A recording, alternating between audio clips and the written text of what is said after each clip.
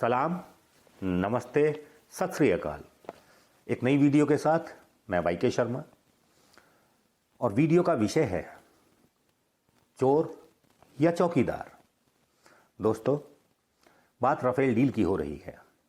Rafale deal काफ़ी समय पहले फ्रांस की एक कंपनी डसाल्ट के साथ हुई।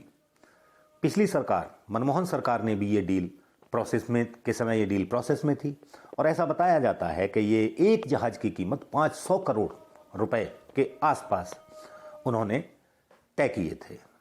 लेकिन वर्तमान सरकार ने वही डील लगभग 16 या 1700 करोड़ रुपए में की तो सवाल तो उठे। विपक्ष ने खूब सवाल उठाए, संसद में खूब शोर मचाया, लेकिन सरकार ने जवाब दिया, गोलमोल जवाब दिया, ठीक वैसे ही जैसे पेगासस मामले में दिया था, गोलमोल जवाब। ये राष्ट्रीय सुरक्षा से जुड़ा हुआ मामला है। बातें आगे बढ़ी, सुप्रीम कोर्ट तक पहुंची। सुप्रीम कोर्ट ने सरकार को तलब किया। सरकार ने उन्हें जैसे पेगासस मामले में वैसे ही राफेल जहाज के मामले में बंद लिफाफे में एक रिपोर्ट उनको दे दी और सुप्रीम कोर्ट संतुष्ट हो गया। खैर, कुछ समय पश्चात फ्रांस के राष्ट्रपति तक जब ये आवाज़ पहुंची, उस समय के राष्ट्रपति, कि इंडिया में बहुत हंगामा हो रहा है, तो उन्होंने एक स्टेटमेंट दिया कि भाई, आपका अनिल अंबानी क्या बिजनेस करता है, क्या नहीं बिजनेस करता है, क्या उसका एक्सपीरियंस है, क्या एक्सपीरियंस नहीं है, हमारा इससे कुछ लेना देना नहीं है। भारत के प्रधानमंत्री ने उसकी सिफारिश की, इसीलिए ये कॉन्ट्रैक्ट, इसीलिए ये ठेका हमने उसे दिया। एक चीज। उसके कुछ समय फिर हंगामा हुआ। उसके कुछ समय पश्चात फ्रांस के ही एक अखबार ने यह खबर निकाली, यह खबर छपी कि हिंदुस्तान के एक बिचौलिए को राफेल डील में बहुत भारी रकम दी गई थी। फिर हंगामा हुआ, लेकिन सरकार का कोई उत्तर नहीं, क्योंकि यह राष्ट्रीय सुरक्षा का मामला है।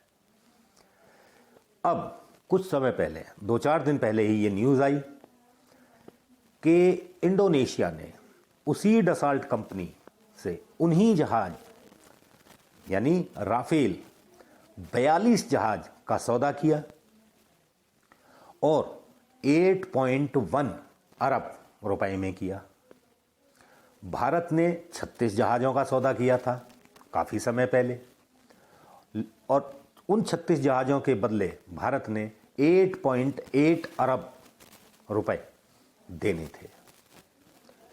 बात समझ से परे है कि हम जहाज कम लेते हैं और रकम ज़्यादा देते हैं। 6 जहाज हम कम ले रहे हैं और रकम हम ज़्यादा दे रहे हैं।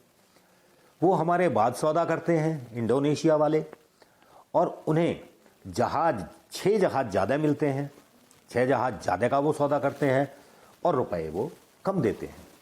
तो शक तो होता है। सरकार, चाहे तो सुप्रीम कोर्ट हो या विपक्ष हो, उसको कह के ये फुसला सकती है कि भाई ये राष्ट्रीय सुरक्षा से जुड़ा हुआ मामला है। लेकिन मैं ये समझता हूं कि कोई भी सरकार जो चलती है वो टैक्स पेयर्स के पैसे से चलती है। इस देश की जनता जब टैक्स देती है तो सरकारें चलती हैं।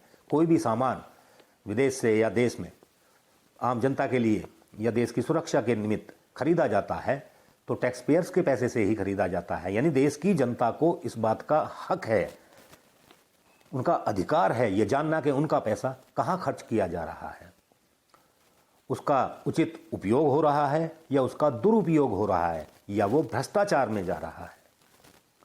तो इसी मुद्दे के तहत आप लोगों से मेरे चंद ऑप्शंस हैं, उनमें से एक ऑप्शंस आप चुन सकते हैं और यदि आप एक ऑप्शन चुनेंगे तभी हम ये फैसला कर पाएंगे कि ये डील सही थी या नहीं थी।